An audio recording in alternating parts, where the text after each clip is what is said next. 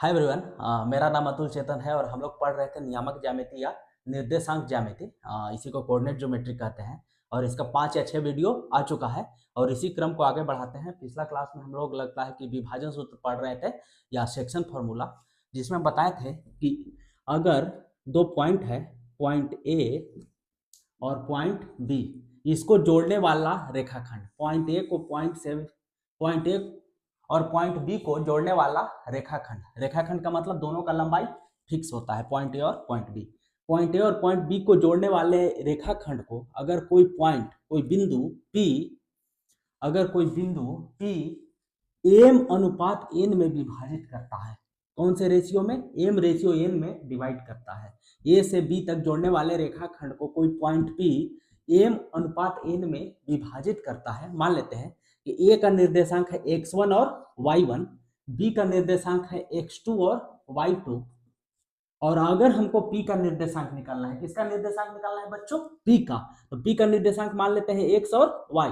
अगर हमको x और y का वैल्यू निकालना है तो x का जो वैल्यू आया था पिछला क्लास के वीडियो में आप जाकर देख सकते हैं, x का जो वैल्यू आया था वो आया था m में x2 से गुना करना होता है, m में मल्टीप्लाई करना होता है x2 से, m गुना x2 प्लस n गुना x1, n गुना x1। क्यों? क्योंकि हम x निकाल रहे हैं, इसीलिए हमको x1 और x2 को ही मल्टीप्लीकेशन करना होता है m और n के साथ। इसमें y1 और y2 नहीं आता है, ये चीज हमेशा ध्यान रखिएगा कि अगर x बराबर तो m में x2 से और n में x1 से। और आपको एक और चीज पता है कि हमेशा जो x कोऑर्डिनेट होता है या x निर्देशांक होता है शुरू में होता है, और x निर्देशांक देखिए इसमें x1 शुरू में है, इसमें x2 शुरू में है, और जो y निर्देशांक होता है वो बाद में होता है। इसमें देखिए y निर्देशांक y1, इसमें y2 बाद में है। तो x निकालने के लिए क्या करेंगे? m में x2 से गुना करेंगे, n में x1 से गुना करेंगे और डिवाइड बाई होता है m plus n, m plus n। ठीक है, उसी तरह से अगर हमको y निकालना हो, हमको p पॉइंट का निर्देशांक निकालना था, जिसमें हम x निर्देशांक निकाल चुके हैं, x कोऑर्डिनेट हम निकाल चुके हैं। अब हमको अगर y निर्देशांक निकालना है, कैसे निकालेंगे? फिर से y निकालना है। देखिए बच्चों, y निकालना है तो x का तो टर्म नहीं आएगा, तो y निकालना है तो कैसे करेंगे? m में किससे मल्टीप्लाई करेंगे? y2 से। देखिए इधर m है, इस तरफ m है, तो इस तरफ वाला y निर्देशांक से मल्टीप्लाई करना होता है, गुना करना होता है m में y2 से, प्लस n में किससे मल्टीप्लाई करेंगे? गुना करेंगे y1 से, n y1 divide by m plus n। कहीं कहीं बुक में क्या देता है? m अनुपात n के जगह m1 अनुपात m2 देता है, तो उसे क्या फर्क है? m1 में गुना करेंगे x2 से, m2 में गुना करेंगे x1 से, और जो बटा में हो जाएगा m1 प्लस m2 हो जाएगा, m1 प्लस m2 हो जाएगा। उसी तरह से y निर्देशांक कितना होगा? m1 में गुना करेंगे y2 से, m2 में गुना करेंगे y1 से, बटा में m प्लस n की जगह m1 प्लस m2 हो जाएगा। तो इसे कुछ फर्क नहीं है कि, ठीक है ना, कि चाहे m1 अनुपात m2 रहे या m अनुपात n रहे। आपको ये थोड़ा सा समझ में आया होगा। हम थोड़ा सा इसके आगे बढ़ते हैं, ध्यान दीजिएगा। मान के चलते हैं कि, ध्यान दीजिएगा, m अनुपात n में विभाजित कर रहा है ना, m अनुपात n में विभाजित कर रहा है। ठीक, ए पॉइंट ए है, ए पॉइंट कौन सा है? ए है, और ए पॉइंट कौन सा है? बी है। ठीक, मान के चलते हैं कि ये जो P है ये बीचों बीच है, P जो है बीच में है। बीच में होने का मतलब क्या है? A से P तक का दूरी, A से P तक का दूरी और P से B तक का दूरी दोनों आपस में बराबर है। A से P तक का दूरी और P से B तक का दूरी दोनों आपस में बराबर है। A P पॉइंट बीचों बीच है। ठीक है, अगर P पॉइंट बीचों बीच है, A दूरी और A दूरी बराबर है, तो हम मान लें कि यहाँ से यहाँ तक x है, यहाँ से यहाँ तक क्या है? x है, तो यहाँ से P से B तक भी क्या होगा? x ही होगा। ठीक है ना, क्या होगा? x होगा। दोनों दूरी क्या होगा? बराबर। ठीक है, तो m बराबर x होगा, तो n बराबर भी कितना होगा? x होगा। आप अगर गौर करिएगा कि m अनुपात n करिएगा, अनुपात मतलब बट्टा होता है, m अनुपात n का मतलब क्या होता है? m बट्टा n। अगर आप m बट्टा n करिएगा तो ये हो जाएगा x बट्टा x। क्या हो जाएगा? x बट्टा x, और x बट्टा x का मतलब क्या होता है? x एक बार में, और यहाँ भी एक, तो m बट्टा n क्या हो गया? 1 बट्टा 1। और आपको पता है कि बटा का मतलब क्या होता है? अनुपात। तो m अनुपात n कितना हो गया? 1 अनुपात 1। अगर कोई पॉइंट बीचों बीच होगा, मतलब मध्य बिंदु, बीचों बीच का मतलब क्या होता है? मध्य बिंदु। अगर P मध्य बिंदु होगा, P डायरेक्टली बीच में होगा, मध्य बिंदु होगा, तो m अनुपात n कितना होता है? 1 अनुपात 1 होता है बच्चों। कितना होता है? 1 अनुपात 1। अगर यहाँ से यहाँ तक 10 है, यहाँ से यहाँ तक 10 है, तो 10/10 कितना होगा? 1/1 होगा, मतलब 1:1 होगा, मतलब m बराबर 1 है, n बराबर 1 है। ठीक है, तो उससे हम x और y का वैल्यू निकालना चाहते हैं। तो x कितना हो जाएगा, ध्यान दीजिएगा। सबसे पहले फॉर्मूला क्या है, m में x2 से मल्टीप्लाई करना है, m में x2 से मल्टीप्लाई करना है। तो m की जगह क्या है, 1 में किसे गुना करेंगे, x2 से। 1 में किसे गुना करेंगे, x2 से। m में गुना करना है x2 से, उसके बाद प्लस है, उसके बाद n में गुना करना है x1 से, m में x2 से, उसके बाद n में x1 से। n भी कितना है, 1 में गुना करना है x1 से, किसे करना है, x1 से, डिवाइडेड बाय क्या है, m प्लस n। तो m प्लस n कितना हो जाएगा, 1 प्लस 1, ठीक है ना, क्या हो जाएगा, 1 प्लस 1, क्या हो जाएगा, 1 प्लस 1। तो यहाँ पर ध्यान दीजिएगा, 1 में x2 से गुना करेंगे तो कितना होगा, x2 प्लस 1 में x1 से गुना करेंगे तो कितना होगा, x1 बटा में 1 प्लस 1 कितना होगा, 2। तो x का निर्देशांक इसको थोड़ा सा सीधा करके लिख दे रहे हैं, क्या हो जाएगा, x1 प्लस x2 बटा में 2। x का निर्देशांक क्या हो जाएगा, x1 प्लस x2 बटा 2। कब, जब p मध्य बिंदु होगा तब, जब p मध्य बिंदु होगा तब। ठीक है, इसको हम और एग्जांपल से आपको सिखाएंगे, थोड़ा सा हम इसको ड्राइव कर ले रहे हैं। x का फॉर्मूला क्या होगा, x1 प्लस x2 बटा में 2। उसी तरह से हम y निर्देशांक निकालना चाहते हैं, क्या निकालना चाहते हैं, y निर्देशांक। ठीक, तो y बराबर क्या होगा, ध्यान दीजिएगा, सूत्र क्या है, my2। तो m की जगह क्या है, 1, m की जगह क्या है, 1 गुना y2, 1 गुना y2 प्लस n की जगह भी क्या है, 1 गुना y1, 1 गुना y1 बट्टा में क्या है, m प्लस n, मतलब 1 प्लस 1। तो ये क्या हो जाएगा, 1 में y2 से गुना करिएगा तो क्या हो जाएगा, y2 प्लस 1 में y1 से गुना करिएगा तो क्या हो जाएगा, y1 बट्टा में 1 प्लस 1, 1 प्लस 1 कितना होता है, 2। तो y बराबर क्या हो गया, y2 प्लस y1। इसको थोड़ा सा सीधा करके लिख देते हैं, तो y बराबर ऐसे भी लिख सकते हैं, y1 प्लस y2 बटा 2। इस दोनों में कोई अंतर नहीं है।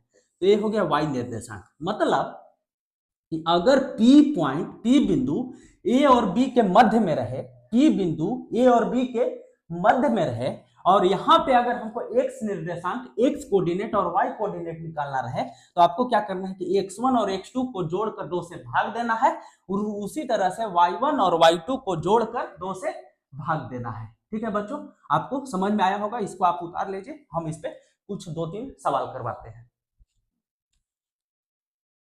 होप आप इसको उतार लिए होंगे, इसको मिटाते हैं।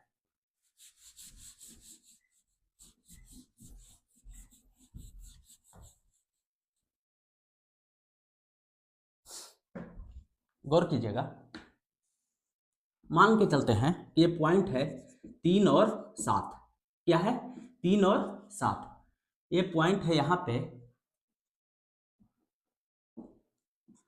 5 और 9। क्या है, 5 और 9। ठीक, बीच में इसका नाम हम ए रखते हैं, इसका बी। ए से बी तक के जोड़ने वाले रेखाखंड को बीच में मान लेते हैं कि कोई पॉइंट पी है। जो पॉइंट पी है वो आधा आधा, मतलब यहाँ से यहाँ तक की दूरी और यहाँ से यहाँ तक का दूरी बराबर है। मतलब ये जो पॉइंट पी है वो बीचों बीच है, समझ रहे हैं ना आप। ए से बी तक के जोड़ने वाले रेखाखंड को जो पी है वो 1:1 में विभाजित करता है। मध्य बिंदु का मतलब क्या है, पी यहाँ पर मध्य बिंदु है। मध्य बिंदु का मतलब ये होता है कि ए से पी तक का दूरी और पी से बी तक का दूरी क्या होता है, बराबर होता है। और बराबर अगर कोई चीज है, 10 है, 10 है, तो 10/10 क्या हो जाएगा, 1/1 हो जाएगा। वो हमेशा 1:1 हो जाएगा। तो यहाँ m कितना हो जाएगा, 1 हो जाएगा। n कितना हो जाएगा, 1 हो जाएगा। अभी हम सिखाए थे। ठीक है, तो P पॉइंट का निर्देशांक मान लेते हैं x और y, और यही हमको निकालना है कि P पॉइंट का निर्देशांक कितना होगा। पहले हम सूत्र से निकालते हैं फिर डायरेक्ट। ठीक, तो सूत्र क्या होता है, x बराबर mx2 प्लस nx1 बटा में m प्लस n, यही होता है ना। तो m की जगह क्या होगा, 1 गुना, यहाँ पर हम इसको क्या मानते थे, x1 और y1। इसको क्या मानते थे, x2 और y2। ठीक है, तो 1 गुना x2, 1 गुना x2, x2 की जगह कितना है, 5, 1 गुना 5 प्लस n गुना x1 है, n की जगह क्या है, 1 गुना x1 की जगह कितना है, 3 बट्टा में m प्लस n, मतलब 1 प्लस 1, 1 प्लस 1। तो 1 गुने 5 कितना होगा, 5 प्लस 1 गुना 3 कितना होगा, 3 बट्टा में 1 प्लस 1, 1 प्लस 1 मतलब 2, 5 3 8, 8/2, 2 चौके 8। मतलब ये जो x निर्देशांक है वो कितना आ गया, 4। x निर्देशांक कितना आ गया, 4। उसी तरह से हम y निर्देशांक निकालेंगे, ध्यान दीजिएगा। y निर्देशांक का फॉर्मूला क्या होता है, my2 प्लस ny1 बटा में m प्लस n। m कितना था, 1 के बराबर, y2 की जगह कितना है 9, y2 की जगह 9 प्लस n कितना है 1 के बराबर, y1 की जगह कितना है 7, y1 की जगह कितना है 7 बटा में m प्लस n का मतलब है 1 प्लस 1, 1 प्लस 1, 1 गुना 9 होता है 9 के बराबर, 1 प्लस 1 गुना 7 होता है 7 के बराबर, 1 प्लस 1 2 के बराबर, 9 7 16, 16 बटा 2, 2 8 16 बराबर कितना हो जाएगा 8। तो यहाँ से y निर्देशांक कितना आ गया 8 के बराबर, y निर्देशांक कितना हो गया 8 के बराबर। लेकिन जस्ट इससे पीछे हम आपको बताए थे कि इतना आपको करने का जरूरत ही नहीं है। अगर पता चल गया कि P मध्य बिंदु है, मतलब कि A और B रेखाखंड के बीचों बीच है, मध्य बिंदु है, तो यहाँ से x निर्देशांक का फॉर्मूला होता था, ठीक है ना, इसे डायरेक्ट आप बना सकते हैं। x निर्देशांक का क्या फॉर्मूला होता था, x1 प्लस x2 बटा में 2, x1 प्लस x2 बटा में 2। तो हम इसको निकालें, x1 कितना था वो ध्यान से देखिएगा, x1 इसमें कितना है 3 के बराबर, x1 कितना के बराबर है 3 के बराबर, y1 7 के बराबर, x2 5 के बराबर, y2 9 के बराबर। और ये कह रहा है कि x1 प्लस x2 बटा 2, तो x1 कितने के बराबर है 3 के बराबर, x1 कितने के बराबर है 3 के बराबर, उसके बाद x2 कितने के बराबर है 5 के बराबर, 3 प्लस 5 बटा 2, 3 5 कितना होता है 8, 8 बटा 2, 2 चौके 8, एक किसके बराबर आ गया 4 के बराबर। तो x निर्देशांक का फॉर्मूला क्या होता था, x1 प्लस x2 बटा में 2, x1 प्लस x2 बटा में 2, तो 3 प्लस 5 बटा 2, 3 5 8, 8 बटा 2 कितना होता है 2 चौके 8, 4 के बराबर। उसी तरह से जो y निर्देशांक होता था, अभी सिखाए हैं कि y1 प्लस y2 बटा में 2, y1 प्लस y2 बटा में 2, मतलब y वाला को जोड़कर आप 2 से भाग दे दीजिए, तो y1 कितने के बराबर है 7 के बराबर, y1 कितने के बराबर है 7 के बराबर। उसी तरह से y2 कितने के बराबर है 9 के बराबर, y2 कितने के बराबर है 9 के बराबर, 7 प्लस 9 बटा में क्या होता है 2 होता है, तो 7 9 16, 16 बटा 2, 2 8 16, तो किसके बराबर हो गया 8 के बराबर। तो x निर्देशांक 4 आ गया, y निर्देशांक कितना आ गया 8 आ गया, और ये फॉर्मूला से भी कितना आया था x निर्देशांक 4 के बराबर, y निर्देशांक 8 के बराबर, मतलब x coordinate 4 and y coordinate is 8 and here what आप क्या यहाँ पे पाए हैं, x निर्देशांक कितना आया है 4 और y निर्देशांक कितना आया है 8। ठीक है बच्चों, तो आप इसको उतार लीजिएगा, हम इसके आगे बढ़ते हैं।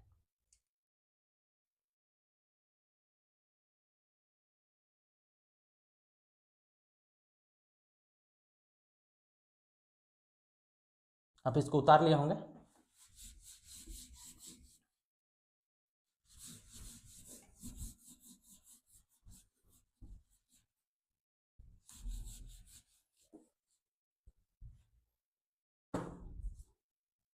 एक सवाल है,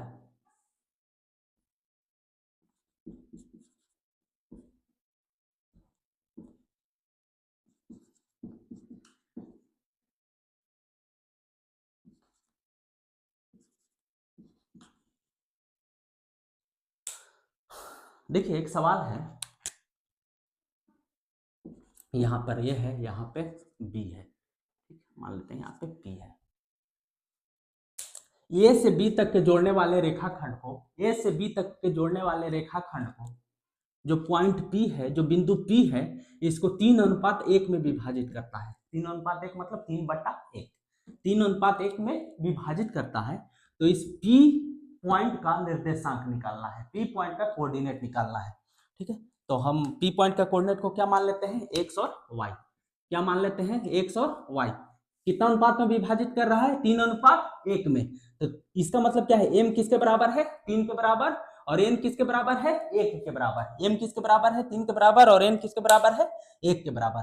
तो आप अभी हम सिखाए हैं कि जो x होता है वो क्या होता है, mx2 इसका फॉर्मूला प्लस mx1 बटा में m प्लस n।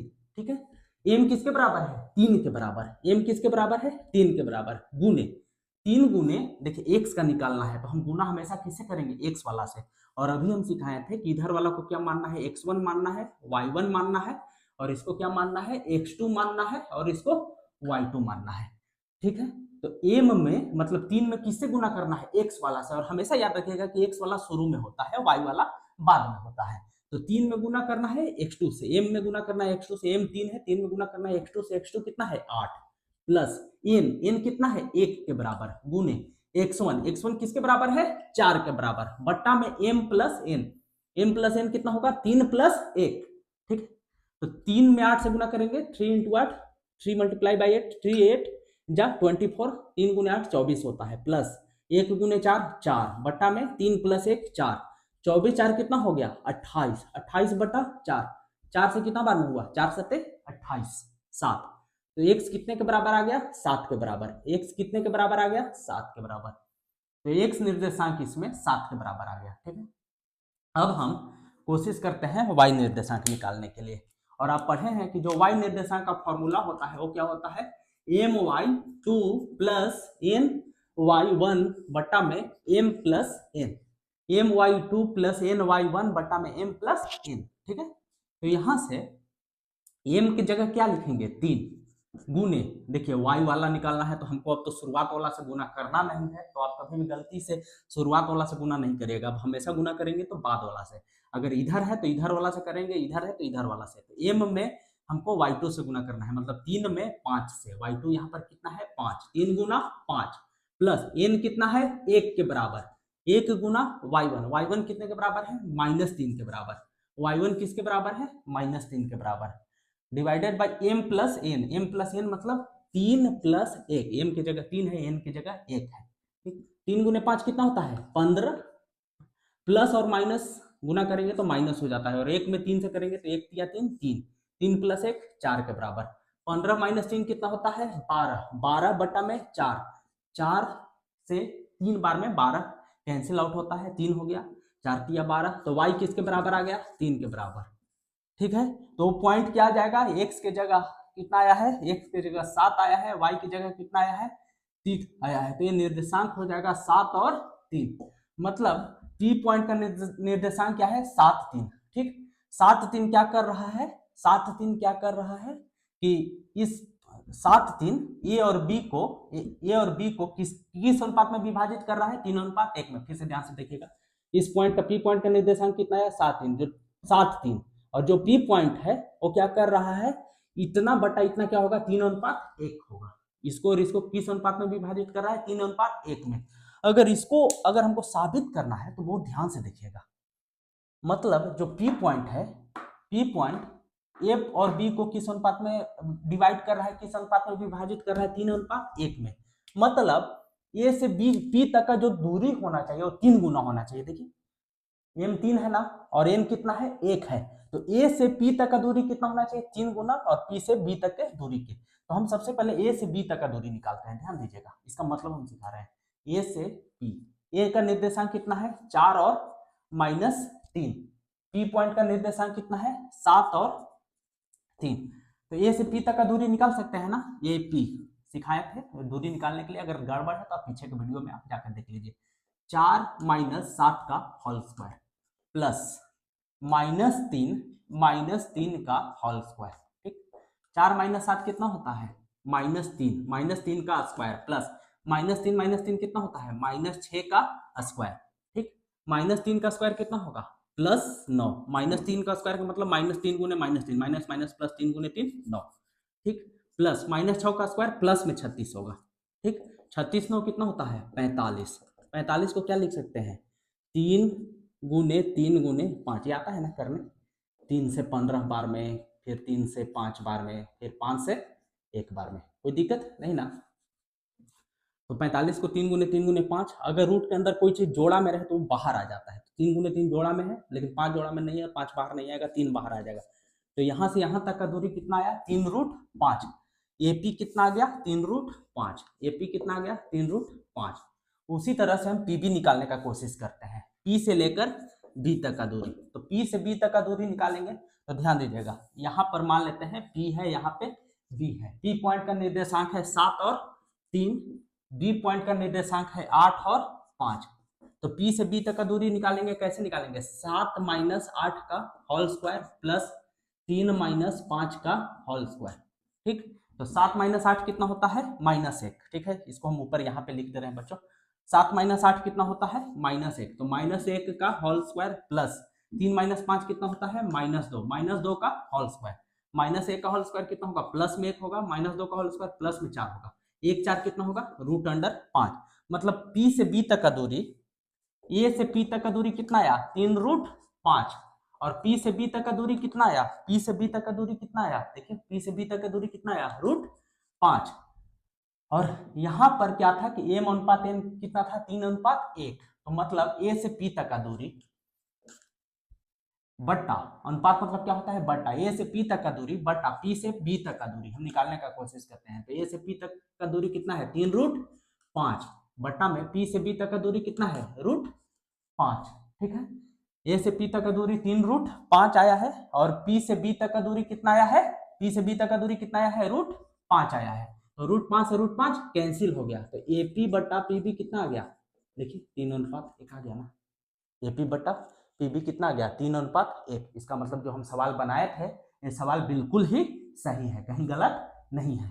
तो आप इसको उतार लीजिएगा, ठीक है ना। हम इससे बहुत सारा चीज़ सिखाने का प्रयास किए। पहला कि अगर आप हमको P का निर्देशांक निकालना था, P का निर्देशांक इस तरह से था कि क्योंकि ये जो P पॉइंट था 3:1 में इसको विभाजित कर रहा था, मतलब यहाँ से यहाँ तक 3 था, यहाँ से यहाँ तक 1 था। ठीक, तो हम निकाले P का निर्देशांक कितना आया, 7 3। ठीक, और हम जांच किए हैं, जांच कैसे किए, A से P तक का दूरी निकाले, तो A से P तक का दूरी 3√5 आया और P से B तक का दूरी कितना आया, P से B तक का दूरी √5 आया और √5 से √5 कैंसिल हो गया। तो AP बट्टा PB कितना आ गया, 3/1। मतलब AP अनुपात PB कितना आ गया, 3:1। इसी को कह देते थे कि M अनुपात N कितना है, 3:1।